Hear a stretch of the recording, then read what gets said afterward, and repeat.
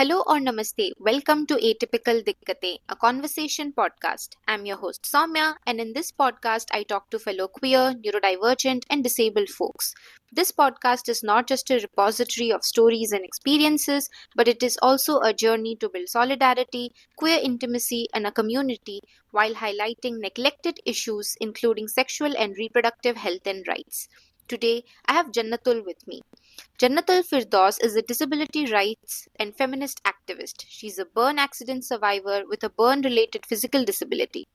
Jannatul started her job as a human rights activist in Action on Disability and Development, a UK based disability rights organization, in 2005, where she worked with the Disabled People's Organization network in Bangladesh and internationally. Since that job, she noticed no representation of burn survivor women at home and abroad in disability movement. She founded the organization Voice and Views to promote the rights of women with disability in Bangladesh. Through the organization Voice and Views, or VNV, Jannatul and her team have worked with 311 burn survivor women in 3 districts of Bangladesh, and at present, VNV is advocating for the human rights of burn survivor women. She's a writer and the first filmmaker with disability from Bangladesh. Jannatul depicts women's empowerment stories through her films and writings. Jannatul is one of the BBC 100 Women in 2023 with her identity as a burn survivor. Welcome, Jannatul. Thank you so much for joining me today. Thank you so much for inviting me for this program. My greetings to all of you. So, Jannatul, you have done some amazing work both in your country as well as internationally. And before we go into that, I would like to start a bit with your personal experiences. So, your journey as a burn survivor and feminist activist is incredibly powerful. Can you share how your personal experience shaped your understanding of sexual and reproductive health and rights, and what helped you begin to reclaim your agency?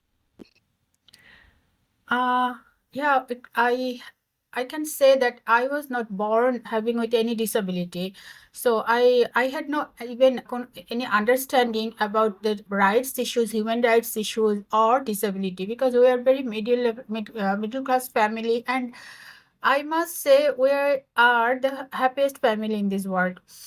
We didn't have enough richness, but we had the richness of happiness always in our family. So I was the first child of my parents, and normally it was not like I never was hospitalized in my entire life before my accident, because only the after 3 4 years there was some kind of fever or seasonal changes, discomfort, but that was not that up to that level that I have to be hospitalized. So I had really had no idea about prolonged sickness, disability, or human rights issues, because my I have everything in my family. I by born maybe I was enjoying all the rights. So within that moment, I had a severe fire accident. It was totally an accident that while I was cooking at home, I maybe held the fry pan with my dupatta, and somehow, and it was synthetic dress. So from there the fire touched, I didn't understand, I didn't get it that fire is there. So it spread it out very quickly, and it was 60% burn on my body. So it's totally miracle that I'm still now alive. So since that moment, actually, it became at first the life threatening stage, that I will be alive or not, nobody knows. And after that, I was blessed to have my life, but it was unimaginable level pain, because when burn is there, like suppose a small piece of cigarette or anything is on your cloth, so that place will be blank. So how do we fill it up? We just do something with knitting, but skins cannot be, because then when the skins are also burned, that place cannot be open. So the side skins are coming there and it is becoming like congested. So it was like my neck was like in that part joint, all the parts, wherever the part touched, all the joints were extremely stiffed, and I totally became like a not movable. Even near about 1 year, I was not able to drink even water, or going to the washroom on my own, or having food, or even go to the bed, because whenever I was going to the bed, I needed support with my parents or my siblings. They were so then actually I my identity shifted. I became like what is disability? I had no idea about this word, but my life went to there, and it took at least no more than near about 5 years. It took actually getting back the minimum level functionality. Then I started actually after when I was getting I got my life back. I was thinking about my future, everything, and my education was stopped. So all the things, the realization of the world, everything came after 2 3 years, that what will be, where I will go. So I had no idea about the world of disability, but I wanted to do work actually as with human rights organizations. So my sister, she's younger sister. I have only one sister. She was a student of law, and I discussed everything, used to discuss with her that how the law, is it only about the practicing on at the court, or some how it is human rights. So she explained me, the my initial teacher was she. So she explained, and actually I had a really firm desire, a dream, that one day I will be human rights activist. It's not like, not by chance that I didn't get any another job, but I firmly decided I want to be a human rights advocate and activist, and I want to work for persons like me who has the life shifted life from one phase to another identity. So I wanted to work for us. So that is actually my first journey to become from a no regular human being to a special kind of human category people. And then I joined with that organization, Action on Disability and Development. That was a really blessings. That is like a school, because that organization works for to raise about human rights of person with disabilities. It's not that only human rights awareness organization, they work only for the persons with disabilities rights. So I was enjoying really fully, with soul, wholeheartedly. I was working there. So over experience and everything, realization, it takes a bit time. That I was working was more than 27 districts. We had network, and more than 10,000 people, we came to know each other. But there was no person with burn related disability. So even all among all of them, I was feeling somehow isolated, that what is my identity? I am not regular like other colleagues, those who have no disability, but I am not, my disability is not their type of. So what is my identity? And other part was, I don't know, all the I on that period, that all the women, they were experiencing that experience or not. Everybody, even the educated people, even the very little literated people, everybody had the same curiosity about my internal part of the body. Are you all burnt? Is your sexual organs are also, inner parts are also burnt? So everything was related. They started with work, talking about my burn, but it goes to the ultimately it went to the that question. So that was really very much discrimination, injustice everywhere. I was really feeling and other, did kind of this sexual harassment type of like mental harassment. Everything was taking place on that period, and it made me really thinking about all the things like I we on that period in I am talking about, I started my job in 2005, December 2005. So in 2006, 7, 8, we didn't have that phrasing, that sexual and reproductive health rights and mental health rights also, we did not have idea. So, but all the situation that those are going on there, that the discrimination or harassment, everything was there. So, all these realizations actually helped me that I am facing these challenges, and I found definitely all these challenges are happening for other women as well. So, I that's my realization at first. Yeah, Jannatul, experiences of manipulation, violence, exclusion, violation of SRHR are unfortunately common for many women with disabilities. How have you made sense of these patterns in your life and work? And what has community, feminist solidarity, what role has it played in your life journey? And how has it healed you or protected you or given you strength? That's a really somehow I didn't know that it has made me strong on that. I didn't understand on that period, but I how can I explain? Because I was, after my accident in my family and in my surrounding, I had a very little world. Only my family, only my siblings and my parents, they are my life world. I didn't have educational institute because I was dropped out then, and just my relatives, they come home, but everybody was very loving to me, that I was like a newborn baby on that period. And my understanding everything, that my happiness, having a second life, everything was really very childish.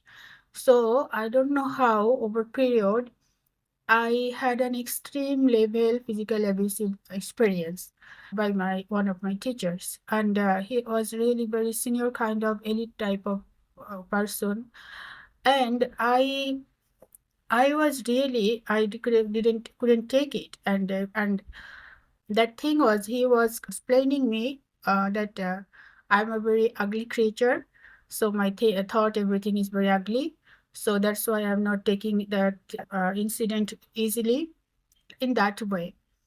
And that was not end over there. It was after that when I joined with the working sector, my professional sector, as he was very senior type of person, he had linked or influenced maybe in all those sectors.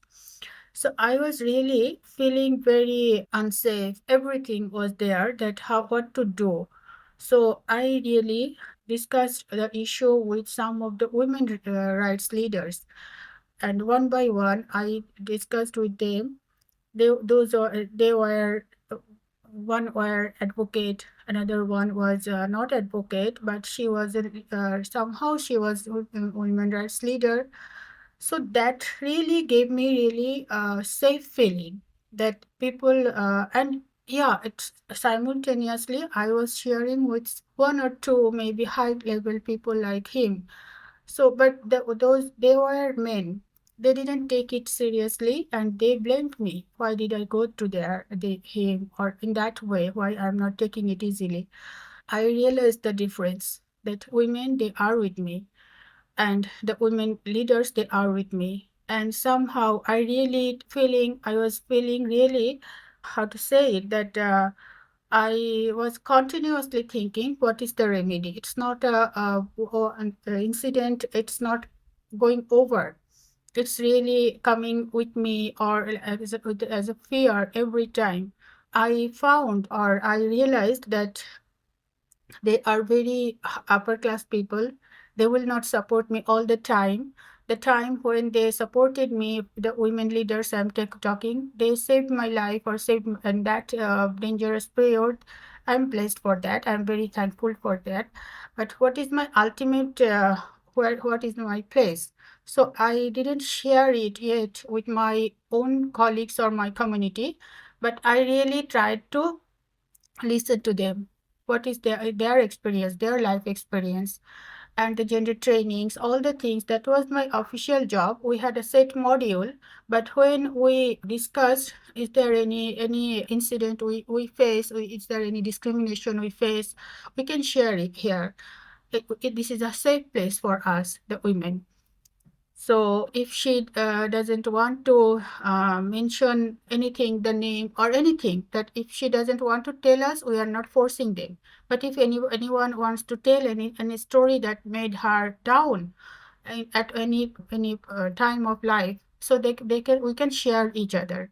So I listened all the stories from our grassroots community level, and we found, yeah, like almost same. All the pains are almost same. Even we feel down or discriminated or injustice from, that is the very painful part for from our close people, not a stranger. They are doing these things, like this maybe broader family members, the cousins, the uncle, aunts, the neighbors, they are doing, or the teachers, or even somehow, and that impacts in our own family as well. The parents or siblings, they're becoming annoyed with us, that why this is happening with you only, why you cannot manage it.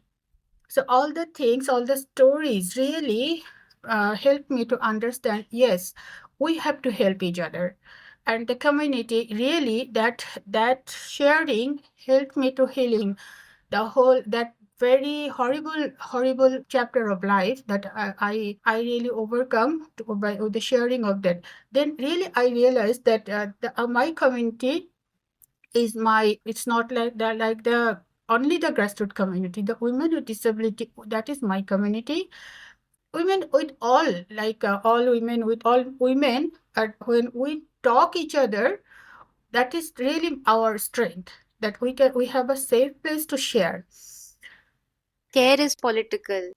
While you were speaking, because it is a political act, solidarity, care, because it's not an option. Disabled people, we are so isolated, and it is with all kinds of disabilities. Some are visible, some are not, but ultimately we need each other, that solidarity, that sense of community to survive in this world, and that is why it's not optional, it's a necessity, like you said. You briefly mentioned about the mental health impacts of discrimination and harassment, and these can be long lasting, life altering even, and also affects our personal choices, including those around intimacy, relationships, even marriage. How have you navigated this intersection of mental health and SRHR, especially when it comes to asserting your personal choices around SRHR? What kinds of support or approaches have been meaningful for you when it comes to decision making?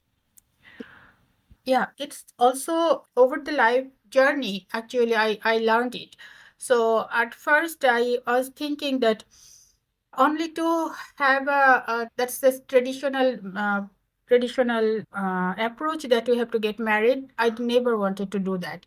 And other thing is, yeah, there was a severely discomfort or unsafety feeling that I had that experience before I said, that impact us really for trusting anybody. Really, it has a long term impact that we really become disturbed, or it disturbs our mental health as well. So I can say that it's not like we have to do somehow, how to say it, that we have to do disordered behavior, all the things that I have become very, I'm suffering from depression, or I am suffering from other hyperactive behavior in that way. But how can I realize that I can take my decision? We have to decide actually. So I realized that maybe definitely my mom, myself, my internal, my very intimate family helped me to realize, because I have to share one thing, that uh, I had a tumor in my uterus, so I had to operate it. And I was really thinking that I had a desire sometimes in my age at 30 or around 30, that I will one day I will have my own baby. But I was really fearful about marriage. So what could be the solution? My friends, they were just inspiring me to have a boyfriend and have a baby, but that is not actually normal in our culture. That is not accepted. And I was really thinking that okay, I can get married, and after some time I can get divorced as well. But that will bring another complexity in life. So I was not really thinking about that thing. So all the things. So but when the time came that I have to operate that tumor, I was really getting a bit nervous. So my mom said, suppose value your own life. Female are not only the child producing machine. You have to decide about your own life. So that one sentence was really powerful for me.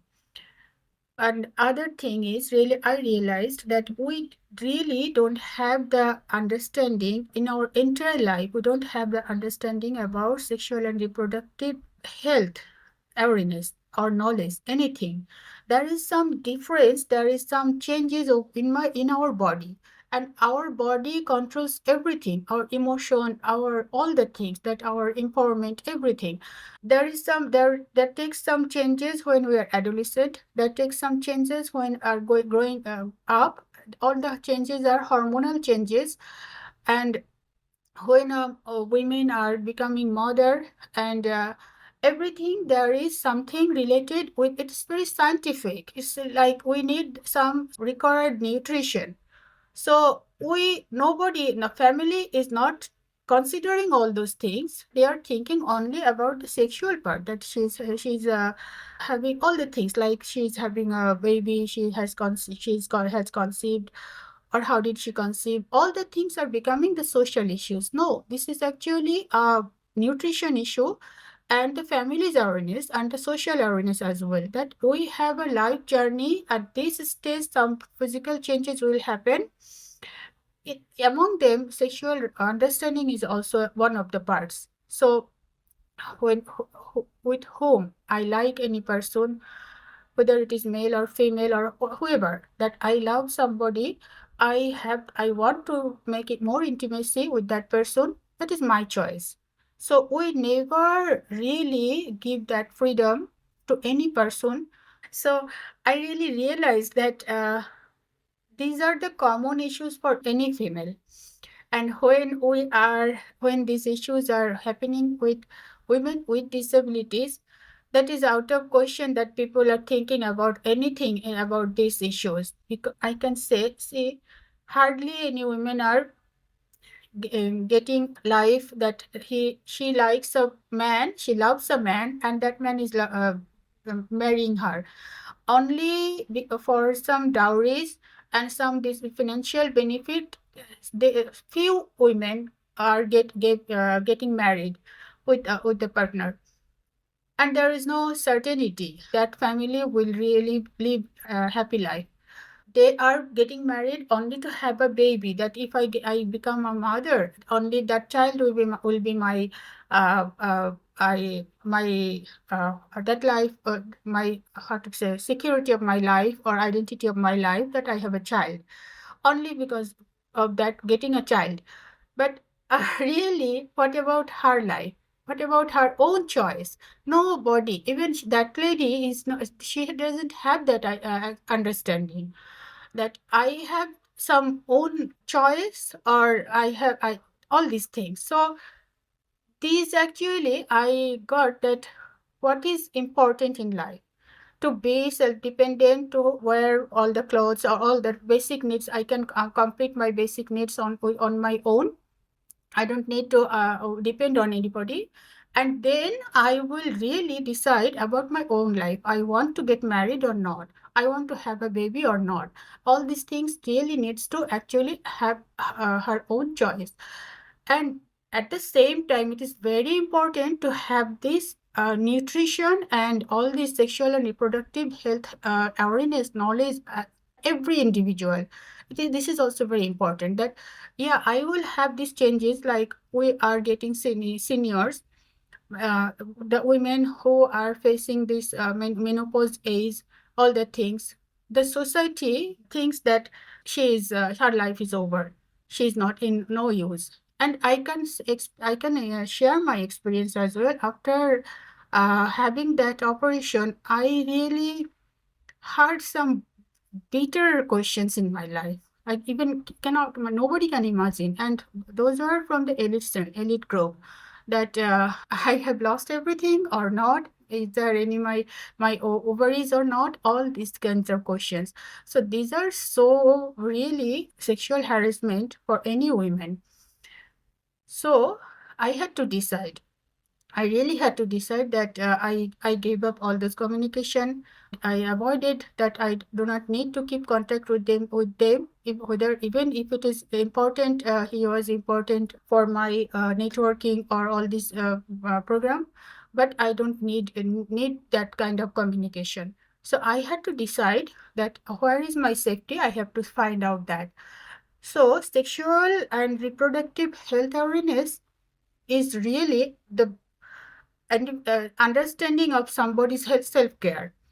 It's all type of, it's the dignity of somebody, and to have the confidence for somebody. It's my choice. I will lead my life. I will lead when I'm not feeling well.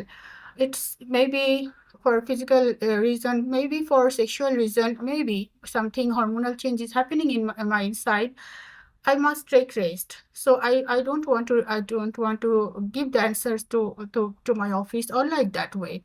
That so this awareness really needs to come somebody or every from every individual, and it is somebody's own choice. So all this realization really helped me that uh, I have to build my own community, and we have to go to the community as well. Really, that is it only my feeling or how they understand about their life. So in that way, really, I my own challenges help me to know the other people, the community's challenges. Jannatul, now you are advocating for the rights of burn survivor women and others with disabilities. So, what are some of the key areas, especially around availing SRH facilities, be it abortion or contraception, wash, where change is absolutely urgent? What are some big examples or small examples which have shown you that a more just and accessible world is possible, especially when it comes to dignity and care for women with disabilities? Yeah, I can say that I had experience with before establishing the voice and views before the journey. I was doing jobs with disability movement. So I on that period I was responsible for the networking build up for all the women with disabilities. So that helped me to understand the challenges of women with disability, all types of like the physical disability, intellectual disability, hearing impaired level. After that, actually, when we are the burn survivor women, we at first actually hardly people know that this is also another type of disability, because even those the burn survivor women, they don't know that they have disability. uh, it should be recognized as a different type of disability, definitely, but they are right now they are having their identity, like when for the because of burn they are losing eyesight, they are considering that she has a visually impairment. Because of burn they have movement problem, that they have physical disability, like my disability ID card also mentioned that I have this physical disability. So burn itself is not recognized as a burn related disability by the law yet. So we have been trying to get that identity.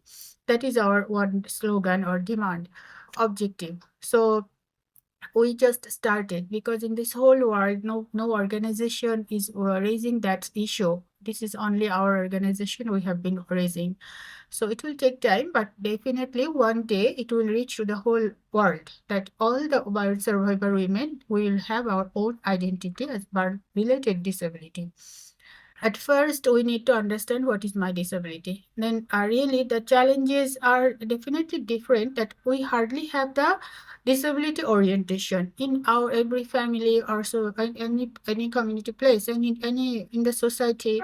that disability is not one type of, it's not homogeneous. There is different type of. So when we have this very simple understanding that we have separate types of disability, and we don't need to be very specialized that I have to only, I have to learn the sign language, all everything. But the common thing is there, like reproductive health related or sexual HS, HS are related, that we can, how can I explain that there is no working place or public place with the actually women with disability friendly toilet. Even in the airports, there is a disability friendly airport, it is written, but that is the most dirty one. That is not cleaned up. That is in that way that hardly people are using it. So you have to understand that maybe in the whole day, 1 or 2 person will use it. Please keep it clean. So in that way, all the offices everywhere, people thinks that okay, why do we need that special needs? We have gender policy in every office, every workplace, but we really don't follow it. So there is no hygiene equipments like menstrual equipments, all other things that maybe the all the accessibility. Like I had some colleagues, they are wheelchair user. When they are going to the washroom, it was really hard to transfer from the wheelchair to the high commode. So she used to do the actually on the floor. Why don't you keep enough tissues and cleaning materials to the hand shower, everything will be accessible. In that way, actually, we really have really understanding or mentality to provide this support. We don't have, it's not, we don't, we need enough money to provide this support. We really don't care it, or we don't, it's a mentality that we accept it. We accept my colleague's disability. She's my colleague, and I have to be sensitive about to provide all this support. Because of that lack, we really are facing many challenges. So at first, we need to identify what are the challenges for specific women. It's actually male women needs are same. When any man with a physical disability, man with hearing impairment, man with visual impairment, the needs of men women are same. But there is definitely, there should be a female toilet is separate in most of the workplaces or public places, and there needs of female with disability toilet facility as well. And these signs, and these, we don't need to be expert for sign language. The sign with, like, you see the toilet, how we can understand there is a female sign on the door, we understand. And any hearing impaired friends, they also understand this is my place.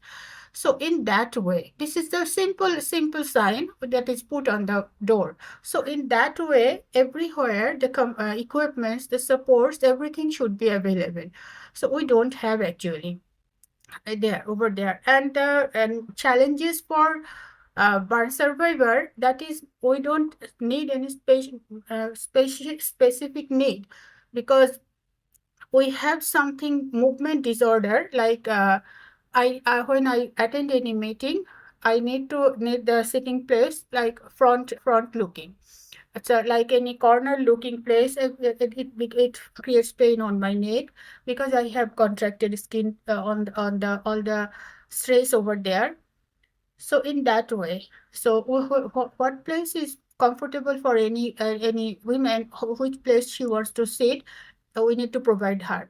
But other things are like, we are when even when I attend any online meeting or any offline meeting, there is written that if you need any, if you require any special support from us, like sign language, most of us we don't, because the vulnerability disability are mostly for physical challenges, and internal parts are damaged. We have somehow that affects mostly physically, not on the other organs like eyes or hair or speech, in that way. But the thing is, we are really the most victim, I realized, of sexual and reproductive health awareness related, because our internal part are burnt. We have 311 burn survivor over three districts, and most half of them are having severe injuries over their bodies, and most of them have the internal burn areas, and that really put us lifelong harassment in the community. That people, the how can I say that, people thinks we are not marriageable. We are now we are don't even considered as a fully women. They think that that areas are burnt, so she's something different creature, not as a woman. We are not considered as a women as well. That we don't have internal any sexual organs, or those are not formed. These are burnt. These are deformated or ugly to look. So we are not considered as a women. So that maltreatment, behavior, misbehavior, injustice, everything happens every day, lifelong, every day. So it is happening in that way. Jannatul, thank you for being so vulnerable and sharing the realities, the grassroots realities. Before we end this conversation, if you had one demand that you would like to put forward, or one thing that you would like the listeners to listen to, understand, reflect, or any call to action that you have on mind, what would that be?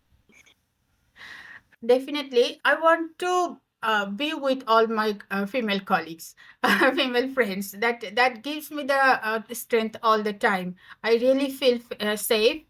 At least this is the place I will not be have any new kind of harassment. This is the place I will get something new learning. I will always that maybe I still need to learn from my colleagues in that. So I really feel very happy, safe, and empowered to be talk with or work with women. Other thing is, we really have lack of knowledge or understanding about sexual and reproductive health.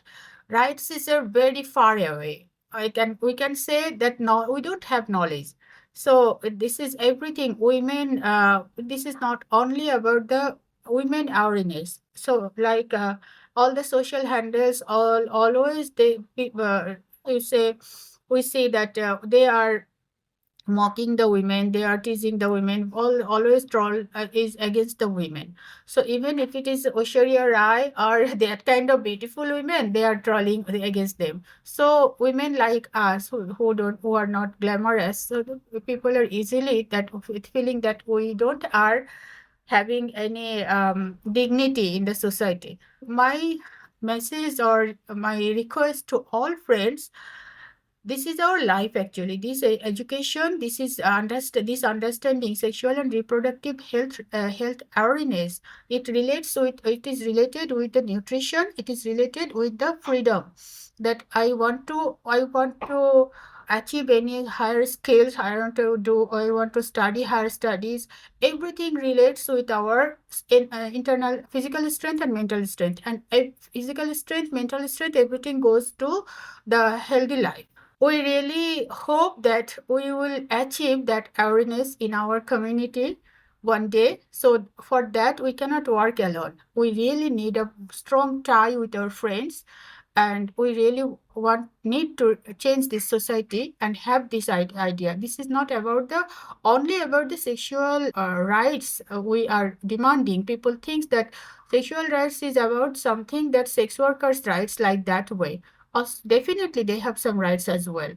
You have to understand that. So the society always need to have the positive idea that what is this need, what is this rights. So when we say rights, they think it as a negative word. This is only the demand of other human rights activists. It is it is the basic thing of any human being. Really, women needs to if I for your for you, if I concise it in one sentence, we the women, we having disability or without disability, we really need to understand what is the knowledge of sexual and reproductive health. So we really understand that, or need to understand that, and we definitely have to emphasize on our own choice, own decision always, that yeah, I want. It's not that I will be aware about my decisions, so I have to make conflict with everybody, with the family, with the colleagues, that okay, I want this, I want this. Not in that way. That we have to make them understand my circumstances, that I am not feeling well right now. Maybe I need some rest, or I need this thing. Please help me. So this kind of solidarity need to understand, need to share with everybody. And the other thing is, yeah, if we really want to make an understanding world, so we really have to work together. So whatever happens in the world, if we are together, women are together, we can make it happen. Thank you so much, Jannatul. You importantly pointed out how care systems are often marked by neglect, structural exclusion, and even state policies fail to provide dignified healthcare. Even families sometimes end up controlling our autonomy and our choices under the guise of protection. So, care can often be misused to, oppress rather than empower, especially if you are disabled, and it is a right to live with dignity. And you also very beautifully explained and laid it out how mutual aid networks, peer led support spaces, feminist solidarity, everyday acts of solidarity become a form of resistance which reaffirm our worth, foster connection between us, and demand justice for the community. So care that way is not just about healing, it's about justice and who gets to claim it. So thank you so much for this conversation. It was lovely talking to you.